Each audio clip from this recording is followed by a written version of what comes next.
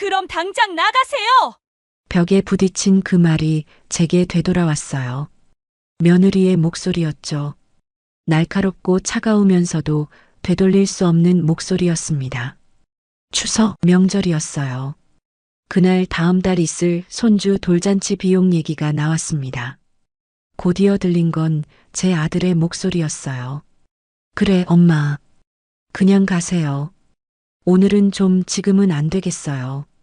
순간 귓속이 먹먹해졌어요. 아들의 입술이 움직이는 게 보였지만 소리는 제대로 들리지 않았습니다. 마치 두꺼운 유리병 너머에서 누군가 말하는 것 같았죠. 나보고 나가라고? 목소리가 떨렸어요. 아주 조금, 그러나 분명하게.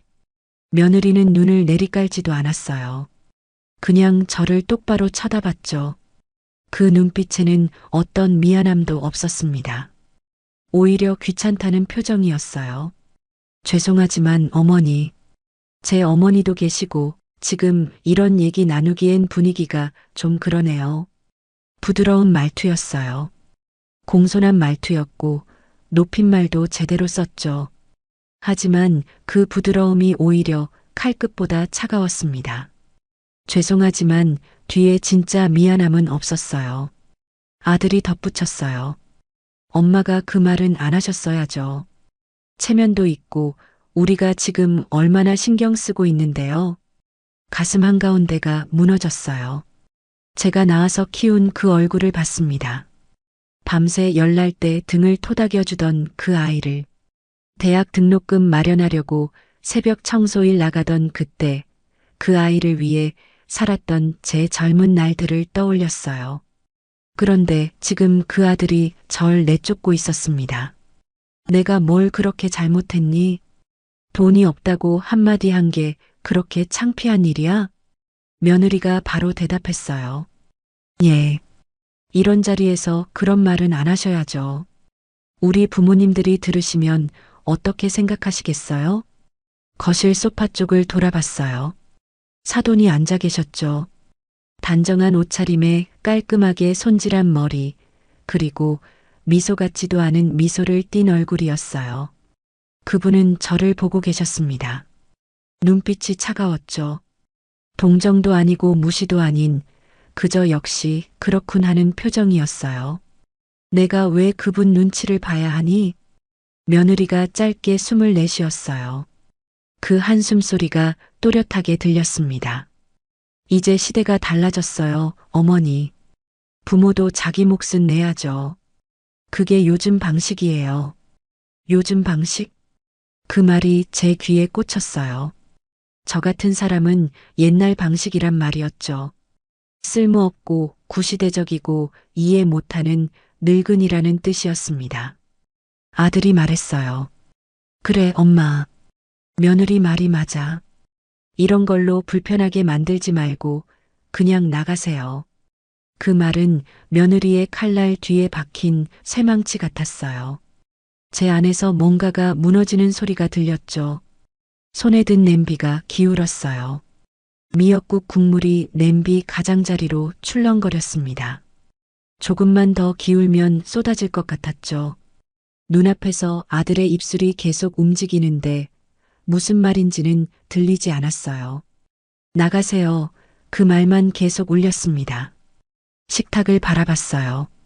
그 위엔 제가 직접 만든 송편과 나물, 그리고 돌잔치 얘기 자료들이 섞여 있었죠. 호텔 팸플릿이었어요. 화려한 사진들이 인쇄된 종이였습니다. 냄비를 식탁에 내려놨어요. 쿵 소리가 났죠. 생각보다 큰 소리였어요. 며느리가 인상을 찌푸렸습니다. 그래, 나간다. 대신 내 손으로 만든 건 두고 간다. 내 정성까지 버리진 말거라. 며느리가 눈을 치켜떴어요. 그럴 필요 없어요. 그냥 갖다 버리세요. 제가 새벽부터 만든 음식을 그냥 버리라고 했습니다. 아들은 아무 말도 하지 않았어요. 고개를 돌린 채 창밖만 바라보고 있었죠. 문 쪽으로 걸어갔어요. 사돈이 어색하게 일어나 말했습니다. 아이고, 이럴 줄이야 추석인데 이런 불상사가. 현관 앞에서 신발을 신었어요. 손이 떨려서 신발끈이 제대로 잡히지 않았습니다. 한참을 만지작거리다가 그냥 끈을 풀어진 채로 뒀죠. 그때 며느리의 목소리가 다시 들렸어요. 이제 애 안 봐주셔도 돼요. 저희가 알아서 키울 테니까요. 뒤통수를 맞은 것 같았어요. 돌아서서 그들을 바라봤습니다. 며느리는 팔짱을 낀 채 서 있었고 아들은 여전히 고개를 돌린 채였어요. 그래, 내가 애를 키워라. 대신 나한텐 그 애가 이제 손주가 아니다. 정적이 흘렀어요. 사돈은 숨을 죽였고 며느리의 얼굴에서 혈색이 빠졌습니다. 아들의 얼굴도 새하얗게 질렸죠. 아들이 엄마하고 부르려 했지만 저는 문을 열어젖혔어요. 너희가 나가라 했지. 그래, 나가마. 근데 기억해라. 나를 내쫓은 건 며느리가 아니라 너다. 문을 닫았어요. 쾅! 문이 닫히는 소리가 울렸죠. 복도에 메아리 쳤습니다. 복도에 서 있었어요.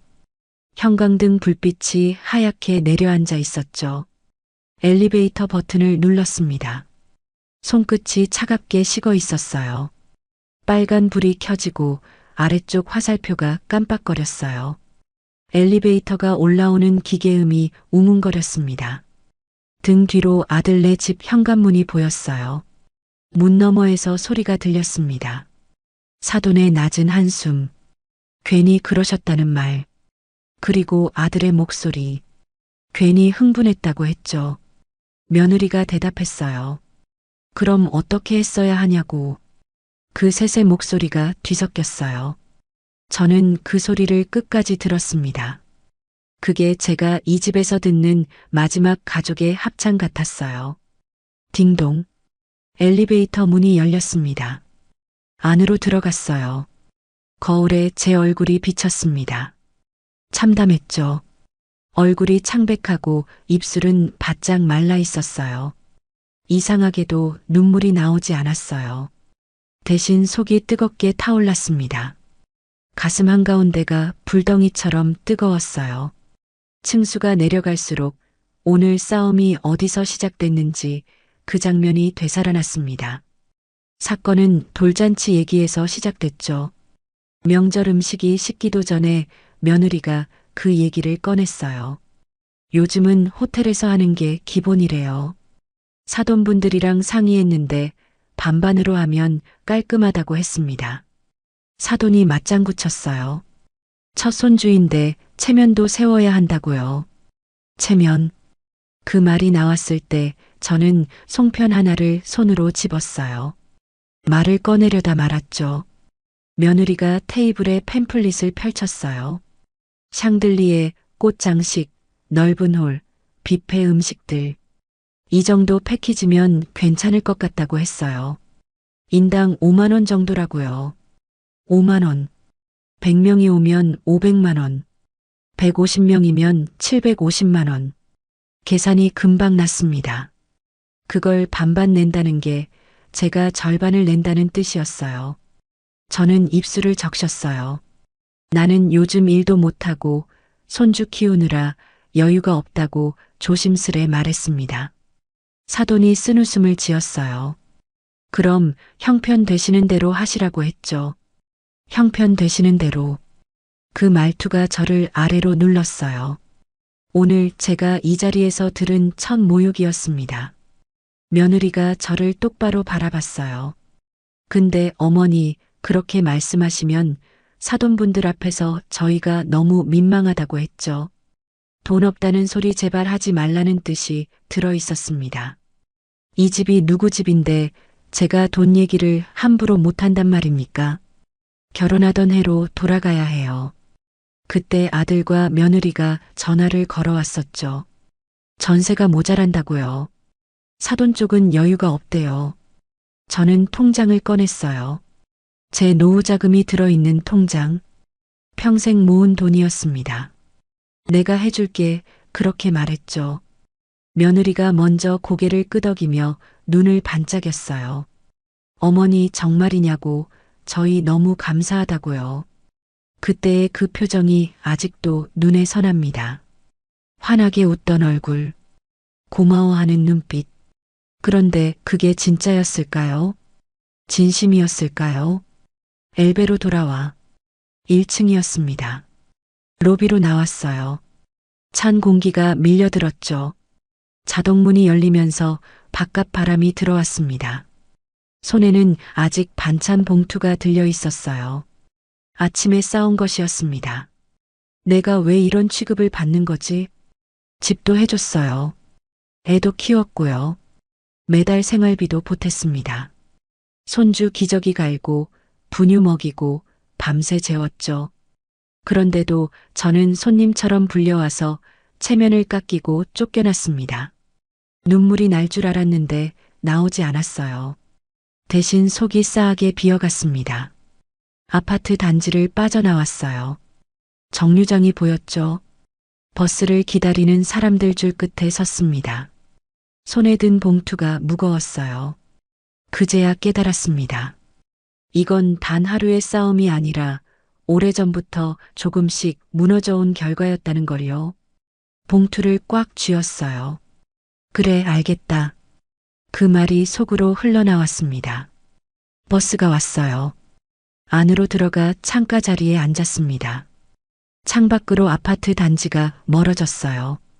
403호가 있는 동이 점점 작아졌습니다. 그 불빛을 보며 조용히 중얼거렸어요. 이제 끝이다. 하지만 그건 끝이 아니었어요. 시작이었죠. 밤새 잠을 못 잤어요. 눈을 감으면 현관문 닫히는 소리 대신 다른 소리가 들렸거든요. 새벽 3시 일어나서 부엌으로 갔어요. 물을 한 잔 따라 마셨습니다. 창밖엔 아파트 불빛들이 여기저기 켜져 있었어요. 그날 상견례 자리가 떠올랐습니다. 이 결혼 꼭 해야겠어? 그날 상견례 자리, 화장실 가는 길목에서 들었던 사돈의 목소리였습니다. 자꾸만 그 기억이 돌아왔어요. 식당은 번쩍거렸어요. 긴 테이블, 반짝이는 와인잔, 하얀 테이블보. 저는 며칠을 아껴 산 검은 정장을 입고 앉았습니다. 백화점에서 샀어요. 세일 기간이었지만 그래도 비쌌죠. 아들 상견례인데 이 정도는 해야지, 그렇게 생각했습니다. 막상 식당에 도착하니 사돈은 더 좋은 옷을 입고 계셨어요. 브랜드가 달랐죠. 재질도 핏도 달랐습니다. 사돈 어머니는 교사 출신이었어요. 아들이 미리 말해줬거든요. 사돈 어머니가 선생님이셨대. 그러니까 좀 조심하래요. 식당에 들어서자 사돈이 자리에서 일어났습니다. 어머님 오셨다고 여기 앉으라고 했죠. 말투는 조용했어요. 그런데 그 조용함 속에 뭔가 단단한 게 있었습니다. 말마다 선이 있었죠. 부드러운데 넘을 수 없는 선이었어요. 우리 남편이랑 저는 교육 쪽 일만 해서 이런 자리가 익숙하진 않아요. 교육 쪽 일? 그러니까 선생님이란 뜻이었죠. 저는 무슨 일을 했습니까? 공장에서 일했어요. 며느리 될 아이가 고개를 끄덕였어요. 긴 생머리에 하얀 피부, 그리고 단정한 미소를 띤 얼굴. 예뻤어요. 사돈이 저를 향해 물었습니다. 어머님은 무슨 일 하시냐고요? 잠시 망설였어요. 포크를 내려놓았죠. 저는 공장 다녔다고, 봉제일 좀 오래 했다고 말했습니다. 짧은 정적이 흘렀어요. 1초, 2초. 그 짧은 시간이 무척 길게 느껴졌습니다. 그분은 웃었어요. 손재주가 좋으시겠다고 했죠. 예의 바른 말이었습니다. 칭찬처럼 들렸죠. 하지만 그 미소 아래엔 얇은 유리 같은 게 깔려 있었어요. 아, 이쪽은 이런 분이구나. 그게 눈빛으로 느껴졌습니다. 그분의 눈이 저를 훑었어요. 정장부터 시작해서 머리 스타일, 핸드백, 그리고 손까지. 제 손은 거칠었어요. 오랜 세월 바늘을 쥐고 일한 손이었죠. 손톱도 짧았고 손등엔 주름이 많았습니다. 손을 무릎 위로 내렸어요. 식사가 이어졌습니다. 스테이크, 샐러드, 수프. 저는 포크와 나이프를 들었는데 어색했어요. 스테이크를 자르는데 소리가 났습니다. 사돈은 소리 없이 자르고 계셨어요. 며느리 될 아이도 조용히 먹고 있었고요. 자리를 마치고 화장실에 갔습니다. 손을 씻었죠. 거울을 봤어요. 얼굴이 피곤해 보였습니다. 그때였어요. 문틈으로 사돈의 목소리가 들려왔습니다. 이 결혼 꼭 해야겠어? 심장이 쿵 내려앉았어요. 수도꼭지를 잠갔습니다. 귀를 기울였죠. 그래도 엄마, 저 사람은 진심이에요. 며느리가 될 아이의 목소리였어요. 집안이 좀 그렇긴 해도요. 집안이 좀 그렇긴 해도. 그 말이 귓속으로 박혔습니다. 아들이 대답했어요. 저희 집안이 이렇게 좋진 않지만 최선을 다하겠습니다. 그게 겸손한 말이 아니었어요. 사과처럼 들렸죠. 우리 집안이 죄송합니다. 그런 뜻으로 들렸습니다. 손끝이 얼어붙는 걸 느꼈어요. 물기가 손등에 남아 있었죠. 차가웠습니다. 화장실 문을 열고 나왔어요. 복도는 조용했죠. 사돈과 며느리 될 아이가 저쪽 끝에 서 있었습니다. 저를 보자 대화를 멈췄어요. 며느리 될 아이가 미소 지었습니다. 어머니 다녀오셨냐고 물었죠. 응 하고 짧게 대답했어요. 그리고 다시 자리로 돌아갔습니다. 아들이 물었어요. 엄마 괜찮냐고요? 괜찮다고 했습니다. 괜찮지 않았어요. 하지만 그렇게 말할 수밖에 없었죠. 그날 밤 집으로 돌아오는 길, 버스 안에서 아들이 말했어요. 사돈 어머니 괜찮으시냐고요? 좋으신 분 같다고 대답했습니다. 좋은 분? 그게 진심이었을까요? 다만 분명한 건 그분이 우리를 아래로 본다는 것이었죠. 아들은 안도한 표정을 지었어요. 다행이라고 나 좀 떨렸다고 했습니다. 잘 보여야 할 것 같아서래요. 잘 보여야 한다. 우리가 부족하니까 잘 보여야 한다는 뜻이었습니다. 집 문을 열고 들어갔어요. 좁은 거실이 환해졌습니다. 낡은 소파, 오래된 TV, 그리고 벽지가 조금 떨어진 벽이 보였죠. 소파에 앉아 정장을 벗었습니다. 손에 든 옷감이 부드러웠어요. 비싼 옷이었죠. 그런데 그 옷이 지금 쓸모없어 보였습니다. 옷을 벗어도 저는 여전히 공장에서 일하던 그 사람이었으니까요. 불을 끄고 침대에 누웠어요. 사돈의 말이 다시 떠올랐습니다. 이 결혼 꼭 해야겠어? 그 목소리가 벽지 사이로 스며드는 것 같았어요. 그 후로 저는 늘 조심했습니다. 사돈 앞에선 말수를 줄였고 며느리 앞에선 허리를 더 숙였어요. 결혼식 날도 그랬습니다.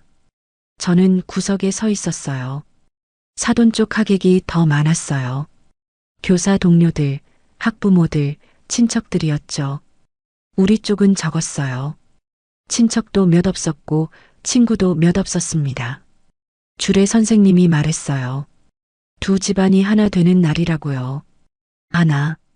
그 말이 허공에 떴습니다. 하지만 저는 알았죠. 우리는 하나가 아니었어요. 사돈 쪽은 위였고 우리는 아래였습니다.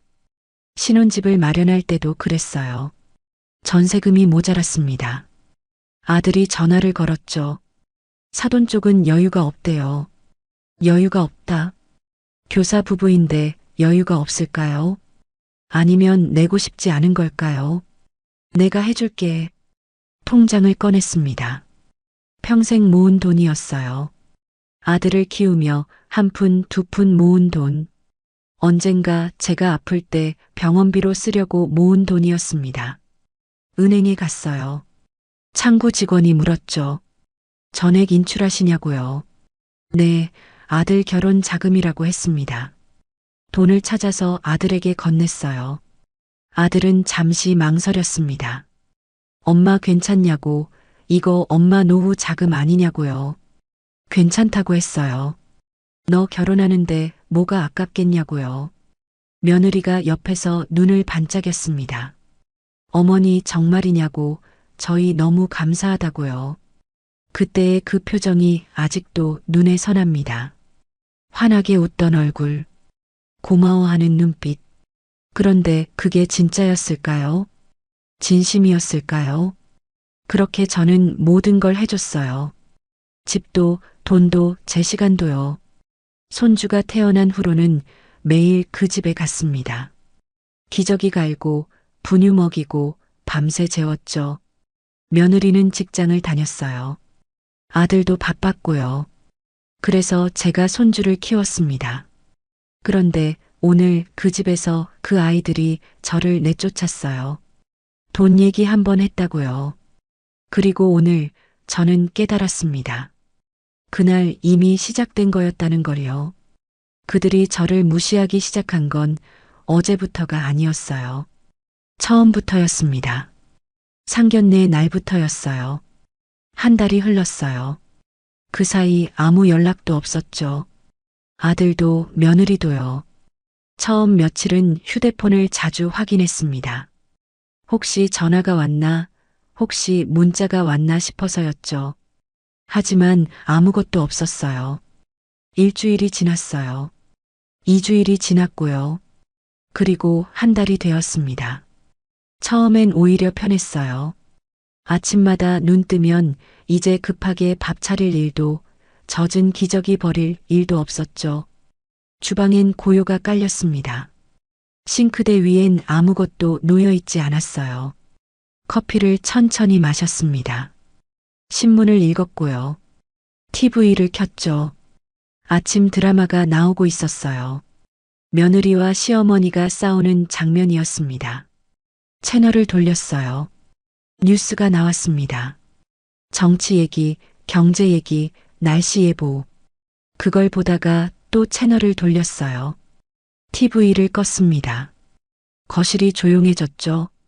시계 소리만 째각째각 들렸습니다. 소파에 앉아 창밖을 봤어요. 사람들이 지나다니고 있었습니다. 유모차를 끄는 엄마, 강아지를 산책시키는 노인, 학교 가는 아이들. 그들은 각자의 하루를 살고 있었어요. 저만 멈춰 있는 것 같았습니다. 그래, 이 정도 참으면 됐지 뭐. 스스로에게 말했어요. 며느리도 아들도 그럴 사정이 있겠죠. 바쁘겠죠. 그동안 제가 속 좁게 굴었을 수도 있어요. 일주일쯤 지났을 때 마트에 갔습니다. 계산대에서 앞에 젊은 여자가 유모차를 끌고 있었어요. 아기가 자고 있었죠. 빨간 모자를 쓰고 있었습니다. 손주가 떠올랐어요. 손주도 저런 모자를 쓰면 예쁠 것 같았죠. 아들 집에 한번 들러봐야겠다 생각하고 갔습니다. 문틈으로 불빛이 새어나오고 있었습니다. 안에서 소리가 들렸어요. 아기 울음소리였습니다. 며느리가 달래는 소리도 들렸어요. 괜찮아, 괜찮아. 걸음을 멈췄어요. 문 앞에 섰죠. 손이 올라갔습니다. 초인종을 누르려다 말았어요. 아니야. 지금은 안 돼. 손을 내리고 제 집으로 돌아갔습니다. 2주일쯤 지났을 때 달력을 넘겼어요. 다음 달 날짜가 나왔습니다. 동그라미가 쳐져 있었죠. 손주 돌잔치 날이었어요. 가슴이 조금 따뜻해졌어요. 그래도 그날은 날 부르겠지 생각했습니다. 며칠 전부터 조용히 준비를 했어요. 시장에 가서 아동복 가게에 들어갔습니다. 작은 조끼가 걸려 있었죠. 파란색이었어요. 주인에게 물었어요. 이거 얼마냐고요? 3만 원이래요. 비쌌어요. 하지만 샀습니다. 조끼를 들고 집으로 왔어요. 포장을 했죠. 포장지도 골랐습니다. 리본도 달았어요. 삐뚤어졌어요. 다시 풀어서 맸죠. 그래도 조금 삐뚤었습니다. 뭐, 괜찮겠지. 포장을 마치고 식탁 위에 놓았어요. 조끼를 바라봤습니다. 리본이 예뻤어요. 그래, 이 정도면 됐지. 그리고 오늘 밤이었어요. 아들한테 전화가 왔습니다. 화면에 이름이 떴어요. 한 달 만이었죠. 전화를 받았어요. 그래, 아들아. 웃으며 말했습니다. 다음 주 돌잔치 준비 잘 돼가냐고 물었어요. 잠깐 정적이 흘렀어요. 아들의 숨소리가 이상하게 들렸습니다. 무겁고 망설이는 숨소리였어요. 엄마, 그게요. 목소리가 낮았어요. 이번에 그냥 안 오시는 게 좋을 것 같대요. 뭐라고요? 뭐라고 했어, 지금? 그게 며느리가 좀 그래요. 사돈분들도 오시고 엄마 오시면 분위기 좀 어색할 것 같대요. 어색해? 내가 왜 어색해? 내가 손주 할머니인데 내가 왜 어색해? 아들이 한숨을 쉬었어요. 엄마, 제발 좀 이해 좀 해요. 이해. 그 말이 또 나왔습니다. 이게 다 애를 위해서래요. 그날 와서 또 싸움 나면 어떡하냐고요. 싸움? 내가 싸움하러 가냐? 엄마 성격 안다잖아요. 제 성격이 문제라는 뜻이었습니다. 그냥 조용히 넘어가자고요. 다음에 따로 본대요. 다음에 언제나 오지 않는 그 다음. 순간 귀가 먹먹했어요. 아들의 목소리가 멀어졌습니다. 엄마, 엄마, 듣고 있어요? 들었어요. 다 들었죠. 그래. 안 간다. 됐냐? 엄마요. 전화를 끊었습니다. 뚝. 통화 종료 소리가 났어요. 거실은 너무 조용했어요. 시계 소리만 째각째각. 식탁 위엔 제가 포장해둔 작은 조끼가 있었습니다. 리본이 한쪽으로 빗둘게 매달려 있었죠. 한참 바라봤어요. 파란색 포장지, 하얀색 리본, 정성껏 포장했습니다. 그런데 이제 쓸모 없어졌어요. 손이 움직였습니다. 조끼를 집었죠. 무거웠어요. 작은 옷인데 이상하게 무거웠습니다. 돌잔치 날 아침, 눈을 떴습니다. 햇살이 커튼 사이로 들어오고 있었어요. 일어나 세수를 했습니다. 거울을 봤죠. 얼굴이 부어 있었어요. 찬물로 얼굴을 두드렸습니다. 옷장을 열었어요. 며칠을 고민하다 골라둔 옷이 걸려 있었죠. 짙은 남색 원피스였습니다. 괜찮아. 오늘은 웃자. 거울 앞에 섰어요. 손주 첫돌이잖아. 화장을 했습니다. 파운데이션을 바르고 립스틱도 발랐어요. 식탁으로 갔어요. 조끼가 놓여 있었죠. 어젯밤 물에 적셨다가 말린 것이었습니다. 다시 포장했어요. 새 포장지를 꺼냈죠. 이번엔 반듯하게 맸습니다. 처음 돌 축하해. 할머니가 그 한 줄만 썼어요. 가방을 챙기고 신발을 신었습니다. 문을 나섰어요. 기차를 타고 호텔로 향했습니다. 버스를 갈아타고 호텔 앞에 도착했죠. 큰 건물이었습니다. 유리로 된 외벽이 햇빛을 반사하고 있었어요. 입구에는 풍선 아치가 달려 있었죠. 하얀 꽃 장식 아래에 이름이 붙어 있었습니다. 하윤 첫 번째 생일. 그 이름을 보는 순간 가슴이 저렸어요. 손주 이름, 하윤이. 예쁜 이름이었습니다. 괜찮아. 오늘은 그냥 축하만 하자. 로비로 들어갔어요. 안내 데스크 직원이 물었습니다. 어디 오셨냐고요? 하윤이 돌잔치요. 아, 네. 3층 크리스탈홀이에요. 안으로 들어갔습니다. 사람들이 북적거렸어요. 사돈댁 식구들, 회사 동료들, 친구들 모두 고운 옷을 입고 사진을 찍고 있었습니다. 한쪽엔 포토존이 있었어요. 풍선과 꽃으로 장식된 배경, 뷔페 테이블이 길게 놓여 있었습니다. 음식이 가득했어요. 며느리가 아이를 안고 있었습니다. 아이는 한복을 입고 있었어요. 분홍색 저고리에 노란색 치마. 머리를 예쁘게 묶고 얼굴엔 웃음이 가득했습니다. 사진 찍는 사람들이 줄을 서 있었죠. 하윤아, 이쪽 봐. 플래시가 터졌어요. 며느리는 계속 웃고 있었습니다. 그때 며느리 눈이 저를 봤어요. 표정이 잠깐 굳었죠. 미소가 사라졌습니다. 그녀가 아들 쪽으로 몸을 돌리며 뭔가를 말했어요. 입모양이 보였습니다. 엄마 왔어. 아들의 얼굴이 하얗게 질렸어요. 그가 제 쪽으로 걸어왔습니다. 빠른 걸음이었죠. 엄마, 여기 왜 왔어요? 목소리가 낮고 단단했어요. 왜 오긴, 손주 돌잔치라서 왔지. 엄마, 나 분명 말했잖아요. 오늘은 오지 말라고. 그래도 와야지. 손주 돌인데. 아들의 눈빛이 차가워졌습니다. 엄마, 제발 오늘만은 좀. 뭐가 문제니? 내가 뭘 잘못했니? 사람들의 시선이 쏠렸어요. 몇몇이 우리를 쳐다보기 시작했습니다. 속삭이는 소리가 들렸어요. 내가 초대 안 받아도 손주는 내 피야. 그럼 안 와야 하냐? 엄마요. 그때 며느리가 다가왔습니다. 아이를 아는 채였죠. 여기가 어디라고 오세요? 목소리가 높았어요. 주변이 조금씩 조용해졌습니다. 지금 사람들 다 보고 있는데요. 진짜 왜 이러세요, 어머니? 식장 안이 완전히 조용해졌어요. 음악만 흐르고 있었습니다. 아이가 울기 시작했어요. 며느리가 아이를 흔들었죠. 괜찮아, 괜찮아. 하지만 아이는 계속 울었습니다. 천천히 입을 열었어요. 그래, 내가 여기로 오면 안 되는 사람이었구나. 아들이 고개를 돌렸어요. 며느리는 팔짱을 끼고 섰습니다. 사돈이 자리에서 일어났어요. 서둘러 다가왔죠. 아이고, 이게 무슨. 손주돌인데 이런 일이. 괜찮아요. 웃음을 지었습니다.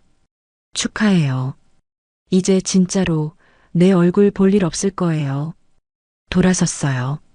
뒤에서 누가 뭐라고 했는지 기억나지 않습니다. 그냥 목소리들이 뒤섞였어요. 손에 쥔 조끼 봉투가 구겨졌습니다. 리본이 찢어졌죠. 그걸 꼭 쥔 채로 문을 향해 걸었어요. 뒤에서 며느리 목소리가 들렸습니다. 정말 너무하시네요. 멈췄어요. 돌아보지는 않았습니다. 이렇게까지 하실 거예요? 손주 돌잔치를 망치시게. 망친다. 제가 이 자리를 망친다는 뜻이었습니다. 다시 걸었어요. 문 밖으로 나왔습니다. 엘리베이터로 갔습니다. 버튼을 눌렀죠. 안으로 들어갔어요. 거울에 제 모습이 비쳤습니다.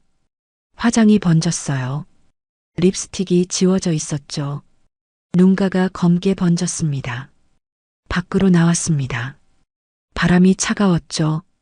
하늘은 맑았어요. 구름 한 점 없었습니다. 손에 든 봉투를 봤어요. 쓰레기통이 보였습니다. 호텔 입구 옆에 있었죠. 걸어갔어요. 봉투를 쓰레기통에 넣었습니다. 그걸 보다가 다시 손을 뻗었어요. 꺼냈죠. 조끼가 젖어 있었습니다. 끈적했어요. 꾹 눌러 쥐었어요. 이건 내 정성이야. 버릴 수 없어. 가방에 넣었습니다. 정류장까지 걸었어요. 버스를 기다렸습니다. 한 여자가 저를 봤어요. 괜찮으시냐고 물었죠. 네, 대답했습니다. 화장이 좀요. 그녀가 손가락으로 자기 눈 밑을 가리켰어요. 휴지를 꺼내서 닦았습니다. 감사합니다. 버스가 왔어요. 자리에 앉았습니다. 창밖을 봤어요. 호텔이 멀어졌죠. 그 안에서 돌잔치가 계속되고 있을 겁니다. 저 없이도 모든 게 계속될 거예요. 조용히 중얼거렸어요. 그래, 이제 끝이다. 차가운 확신 하나가 가슴 한가운데 자리를 잡았습니다. 집에 돌아온 그날 밤, 시계를 봤어요. 저녁 8시였습니다. 휴대폰을 들었습니다. 번호를 찾았죠. 예전에 저장해둔 부동산 번호였어요. 전화를 걸었습니다. 신호음이 울렸죠. 여보세요? 아파트요. 매물로 내놓을게요. 그 말을 하고 나니 손끝이 이상하게 따뜻했어요. 네, 알겠습니다. 내일 한번 뵙고 얘기하시죠. 아니요. 전화로 진행할게요. 그러시면 매도 희망가는요? 숫자를 말했어요. 시세보다 조금 낮았죠. 빨리 팔고 싶었거든요. 알겠습니다. 내일부터 매물 올리겠습니다. 전화를 끊었어요. 손이 떨리지 않았습니다. 가슴도 두근거리지 않았고요. 오히려 고요했어요. 다음 날 오후부터 전화가 오기 시작했습니다. 여보세요. 아파트 매물 보고 전화드렸는데요. 낯선 목소리들이 연달아 이어졌죠. 실거주자분께는 통보하셨나요? 상의 안 해도 돼요. 제 명의니까요. 전화가 끊어졌어요. 또 다른 전화가 왔습니다. 이틀 뒤 아들의 전화가 왔어요. 엄마, 지금 뭐 하는 거예요? 목소리가 떨리고 있었죠. 응? 왜? 부동산에서 전화가 미친 듯이 와요. 집 내놓으셨대요. 응, 내놨지. 지금 거기 우리가 살고 있다고요. 알지. 그럼 어떡하라고요? 우리 어디 가라고요? 나도 어디 가라는 소리 들었잖아. 엄마, 제발 장난치지 마요. 나도 장난 아니야. 그럼 뭐, 진짜 팔겠다는 거예요? 그래. 내 집이잖아. 침묵이 흘렀어요. 엄마, 정신 차려요. 이러면 안 돼요. 난 정신 멀쩡해. 그럼 왜 이래요? 우리한테 왜 이래요? 너희가 먼저 그랬잖아. 뭐려? 날 내쫓았잖아. 손주 돌잔치에도 못 오게 했잖아. 그건요. 그건 며느리가요. 며느리 탓이었어요. 늘 그랬죠. 너도 같이 말했어. 나가라고. 그때 상황이요.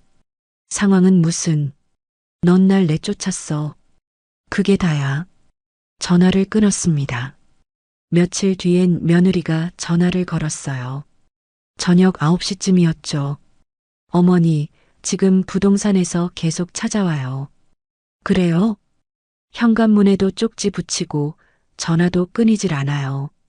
그럼 받지 마세요. 받지 말라고요? 이게 지금 그런 상황이에요? 애 있는데 손님들 다 보고 갔어요. 사돈도 알았어요.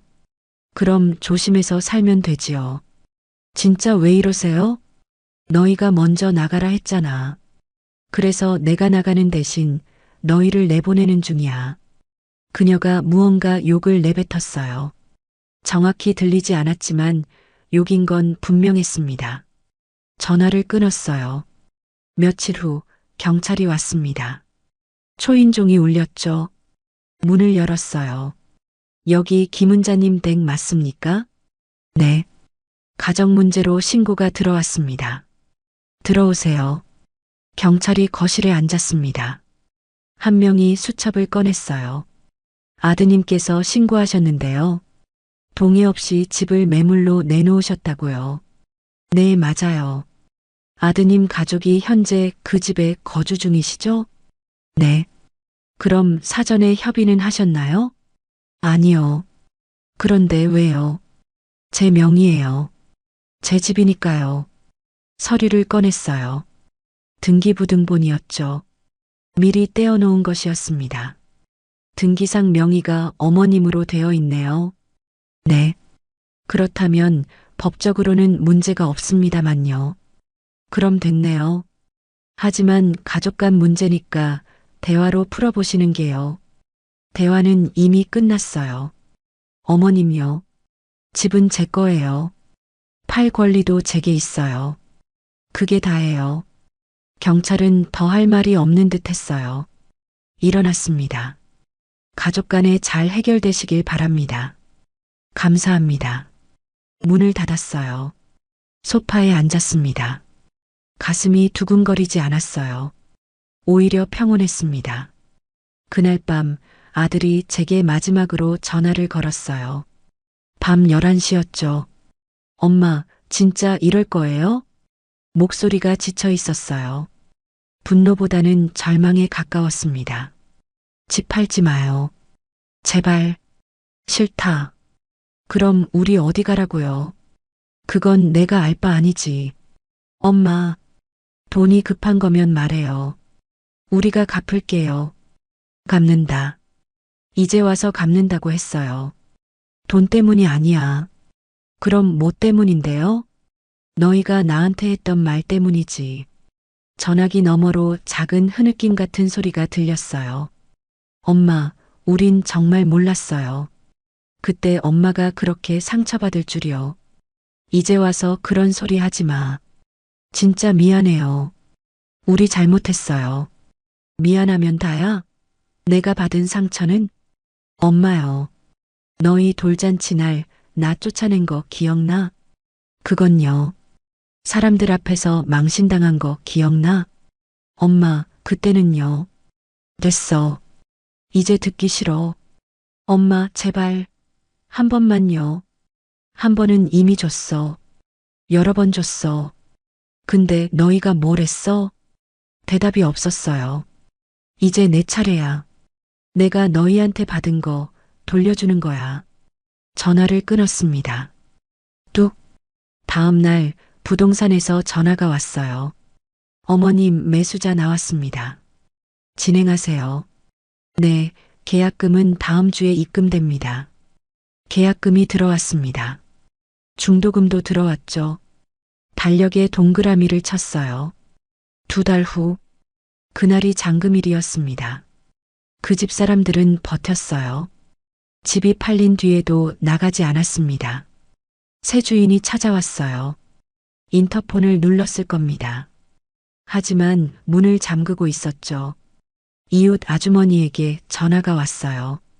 은자 씨, 요즘 아들네 집 어떻게 됐어? 글쎄요. 잘 모르겠어요. 새 주인이 왔던데 문도 안 열어준대. 그래요? 며칠 뒤 이웃집 아주머니에게 전화를 걸었습니다. 같은 층에서 오래 알고 지내던 분이었죠. 혹시 저 집 사람들 요즘 주말에 나가나 봐요? 응, 토요일마다 애 데리고 친정 가더라. 그래요? 그럼 이번 주 토요일에 나가면 저한테 전화 한번 해주세요. 알겠어요. 그 아주머니는 아무 말도 묻지 않았어요. 무슨 일인지 눈치챘을 겁니다. 토요일 오후, 이웃 아주머니에게서 전화가 왔죠. 지금 다 나갔어. 유모차도 없어? 고맙습니다. 이사업체를 급히 불렀어요. 큰 차량을 요청했죠. 짐이 많습니다. 큰 걸로 보내주세요. 마스터키 카드를 가지고 있어 들어갔습니다. 찰칵. 문이 열렸습니다. 거실이 보였어요. 소파, TV, 테이블. 제가 사준 가구들이었습니다. 주방으로 갔어요. 식탁 위엔 그릇이 놓여 있었죠. 저녁 먹고 설거지 안 한 것들이었어요. 냉장고를 열었습니다. 반찬이 가득했죠. 제가 해준 반찬은 없었어요. 방으로 갔습니다. 아이 방. 작은 침대가 있었어요. 인형들이 놓여 있었죠. 서랍을 열었어요. 아이 옷들 하나하나 꺼냈습니다. 박스에 담았죠. 모두 담았어요. 이거 다 보내시는 거예요? 네. 주소가 여기 적힌 대로요? 네, 친정 쪽으로요. 집안은 금방 비었죠. 거실로 돌아왔습니다. 햇빛이 방 안으로 길게 들어왔죠. 먼지가 날렸어요. 그 빛이 이상하게 깨끗했어요. 텅 빈 집이었습니다. 한참을 서 있었어요. 이 집에서의 기억들이 떠올랐죠. 마지막으로 집안을 봤습니다. 더 이상 우리 집이 아니었어요. 저녁 무렵 아들이 전화를 걸었습니다. 목소리가 뒤집혀 있었어요. 엄마, 지금 뭐 한 거예요? 응? 짐이 다 사라졌어요. 집이 텅 비었어요. 그래. 정리했어. 정리? 이게 정리예요? 응. 친정에 도착했대요. 짐이 전부 거기로 갔대요. 그래. 거기 보냈어. 집은 이제 비워야지. 미쳤어요. 아니, 정리했어. 말투가 차분했어요. 엄마, 경찰 부를 거예요. 불러. 뭐요? 불러. 이번엔 경찰이 뭐라 할까? 진짜 사람이에요, 엄마. 사람. 그 말이 웃겼습니다. 그래. 너한텐 사람이 아니겠지. 근데 난 내 집 정리한 거야. 집이 내 거면 다예요? 우리 삶은? 우리 살림은? 너희 삶은 너희가 챙겨. 내 건 내가 챙기고. 엄마, 이제 그만해라. 전화를 끊었습니다. 그날 밤 사돈댁에서 연락이 왔어요. 며느리 어머니였죠. 짐이 왔는데 이게 어떻게 된 거예요? 아, 네. 집을 비워야 해서요.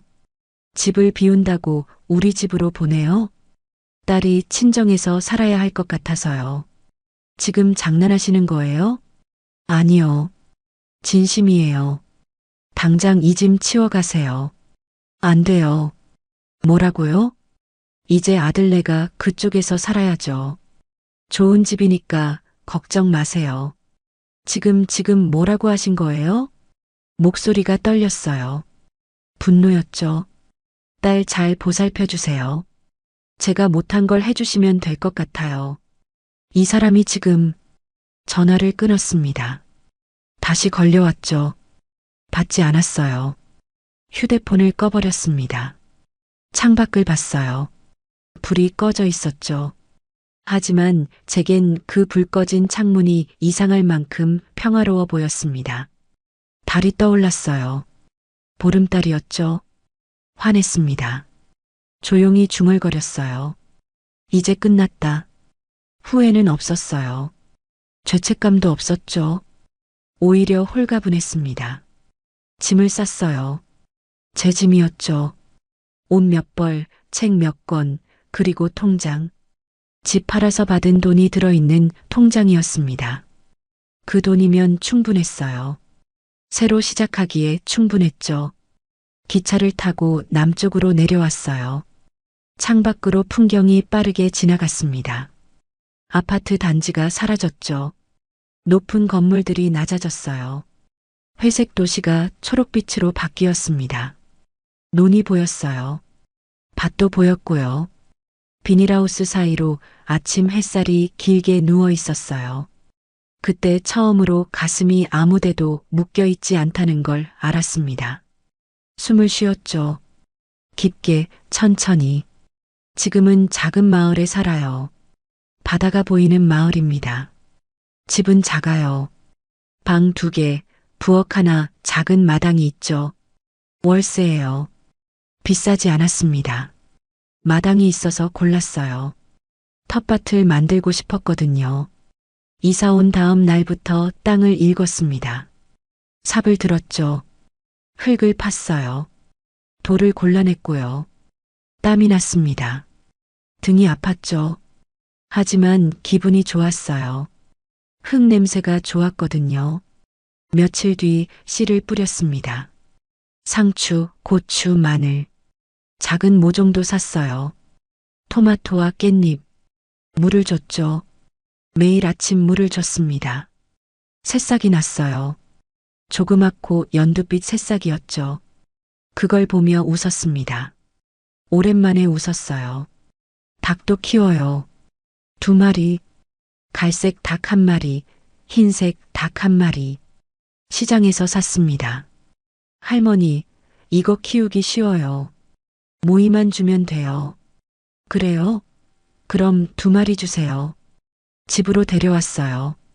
마당에 작은 우리를 만들었죠. 닭들이 어슬렁거렸습니다. 아침이면 꽃기호 소리가 나요. 그 소리에 눈을 뜹니다. 이웃 할머니들이 있어요. 김치 담그러 오라고 했죠. 서울서 왔다며? 김치는 담글 줄 알아? 네, 할 줄 압니다. 그럼 같이 하자. 내일 우리 집으로 와. 다음 날 갔어요. 할머니 셋이 모여 있었죠. 마당에 커다란 대야가 놓여 있었습니다. 고무장갑을 꼈어요. 양념을 배추에 발랐죠. 할머니들이 수다를 떨었습니다. 요즘 날씨가 왜 이래? 그러니까 겨울인지 봄인지. 한 할머니가 저를 쳐다봤어요. 은자 씨는 손주 있어? 있었죠. 있었다니? 이젠 없어요. 할머니들이 고개를 갸웃했어요. 더 묻지는 않았습니다. 그냥 김치만 담았어요. 일이 끝나고 김치를 나눠줬습니다. 이거 가져가. 고맙습니다. 오후엔 마을 도서관에서 책을 읽어요. 작은 도서관입니다. 방 하나 크기였죠. 창밖으로 바다가 보였어요. 파도 소리가 들렸고요. 소설을 읽었습니다. 예전엔 읽을 시간이 없었거든요. 손주 돌보고 밥하고 빨래하느라 바빴죠. 이젠 시간이 많았어요. 하루에 책 한 권씩 읽었습니다. 사서 선생님이 물었어요. 어머니, 무슨 책 좋아하세요? 글쎄요. 잘 모르겠어요. 그럼 이거 한번 읽어보세요. 책을 건넸어요. 제목은 나를 위한 시간이었죠. 집에서 읽었습니다. 밑줄을 그었어요. 당신의 인생은 당신 것입니다. 그 문장의 밑줄을 2번 그었습니다. 이곳 사람들은 저를 서울서 온 은자 씨라 불러요. 그 말이 참 좋습니다. 누구의 어머니도 누구의 시어머니도 아닌 그냥 저였거든요. 경로당에 갔어요. 할머니들이 화투를 치고 있었죠. 은자 씨, 와서 같이 쳐. 전 잘 못 쳐요. 괜찮아. 천천히 배우면 돼. 앉았습니다. 패를 받았죠. 룰을 몰랐어요. 이게 광이고 이게 띠야. 아, 네. 게임을 했습니다. 졌죠. 할머니들이 웃었어요. 에이, 또 졌네. 저도 웃었습니다. 지는 게 억울하지 않았어요. 밤이면 바람이 논길을 타고 들어와요. 창문을 열어둡니다. 커튼을 젖히고요. 바람을 맞아요. 별이 많이 보여요. 서울에선 별을 본 적이 없었습니다. 하늘이 늘 흐렸죠. 여긴 달라요. 별이 쏟아질 것 같습니다. 북두칠성도 보이고요. 이젠 됐다. 그 생각이 저절로 들 때가 있어요. 후회는 없습니다. 미련도 없고요. 어느 날 오후였어요. 마당에서 텃밭에 물을 주고 있었습니다. 멀리서 차 소리가 들렸어요. 이 마을에 차가 자주 오진 않았거든요. 차가 제 집 앞에 멈췄습니다. 문이 열렸어요. 아들이 내렸습니다. 심장이 쿵 내려앉았어요. 호스를 든 손이 굳었습니다. 아들 뒤로 며느리가 내렸어요. 그리고 유모차가 있었습니다. 아들이 대문 앞에 섰어요. 엄마. 목소리가 떨리고 있었습니다. 왜 왔니? 차갑게 말했어요. 엄마, 할 말이 있어서요. 할 말 없어. 돌아가. 엄마, 제발이요. 며느리가 앞으로 나왔습니다. 얼굴이 많이 수척해져 있었어요. 어머니. 목소리가 작았습니다. 어머니, 저희가 정말 잘못했어요.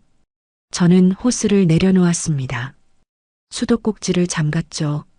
마당으로 나왔어요. 대문 앞에 섰습니다. 그들과 마주 섰어요. 잘못했다는 거 이제 알았어? 네, 어머니. 정말 몰랐어요. 어머니가 얼마나 힘드셨는지. 이제 와서 그런 소리 하지 마. 며느리가 무릎을 꿇었습니다. 땅바닥에 무릎을 꿇었어요. 어머니, 제발이요. 용서해 주세요. 눈물이 흘러내리고 있었습니다. 아들도 무릎을 꿇었어요. 엄마, 우리 정말 잘못했어요. 다시 한 번만 기회를 주세요. 가슴이 무너지는 것 같았어요. 하지만 저는 고개를 저었습니다. 늦었어. 엄마요. 너희가 날 내쫓을 때는 생각 안 했지? 손주 돌잔치에서 쫓아낼 때는 생각 안 했지? 엄마, 그때는요. 그때는 뭐. 그때도 엄만데, 지금도 엄만데. 왜 그땐 안 되고 지금은 돼? 대답이 없었습니다. 며느리가 말했어요. 어머니, 저희 지금 정말 힘들어요.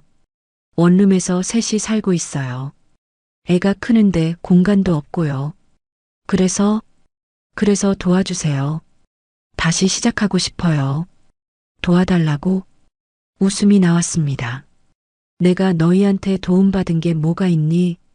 집도 내가 해줬고, 돈도 내가 댔고, 애도 내가 키웠는데. 어머니여, 너희는 나한테 뭘 해줬어? 무시하고 망신 주고 쫓아낸 것밖에 없잖아. 며느리가 얼굴을 땅에 대고 울었습니다. 정말 죄송해요. 제가 정말 잘못했어요. 그때 제가 어리석었어요. 아들이 말했어요. 엄마, 하윤이라도 봐줘요. 애는 아무 잘못 없잖아요. 그 말에 유모차를 봤습니다. 아이가 자고 있었어요. 한복이 아닌 평범한 옷을 입고 있었죠. 얼굴이 예뻤습니다. 아들 어릴 때 모습이었어요. 가슴이 미어졌어요. 눈시울이 뜨거워졌습니다. 하지만 고개를 돌렸어요. 애도 이젠 내 손주 아니야. 엄마, 너희가 그랬잖아. 애 안 봐줘도 된다고. 그래서 나도 이제 안 봐. 엄마, 그건 그때 화나서 한 말이고요. 나도 화나서 하는 말이야. 며느리가 소리쳤습니다. 어머니, 그럼 어떻게 해야 돼요? 뭘 어떻게 해야 용서해 주시는데요? 저는 차갑게 말했습니다. 용서는 없어. 네. 너희한테 용서 같은 건 없어. 이미 끝났어. 어머니여. 돌아가. 여기 다시 오지 마. 돌아섰습니다. 마당으로 들어갔어요. 뒤에서 아들이 소리쳤습니다. 엄마, 엄마, 제발. 며느리도 울부짖었어요. 어머니, 어머니. 아이가 울기 시작했습니다. 그 울음소리가 제 등을 후려쳤어요. 하지만 멈추지 않았습니다. 집 안으로 들어갔어요. 문을 닫았습니다. 창문으로 내다봤어요. 그들은 한참을 서 있었습니다. 며느리는 계속 울고 있었고 아들은 대문을 붙잡고 서 있었어요. 1시간쯤 지났을까요? 그들은 차에 올라탔습니다. 차가 출발했어요. 먼지를 일으키며 멀어졌습니다. 저는 소파에 앉았어요. 손이 떨렸습니다. 가슴이 두근거렸어요. 눈물이 났습니다. 참을 수 없었어요. 눈물이 볼을 타고 흘러내렸습니다. 손주 얼굴이 자꾸 떠올랐어요. 그 예쁜 얼굴. 자고 있던 그 모습. 백엔릿이 축축해졌어요. 울음소리를 참았습니다. 소리 없이 가만히 울었어요. 그날 밤 잠을 이룰 수 없었습니다. 내가 너무 심했나? 그 생각이 들었어요. 하지만 곧 고개를 저었죠. 아니었어요. 심한 건 그들이었습니다. 저를 먼저 내쫓은 건 그들이었고요.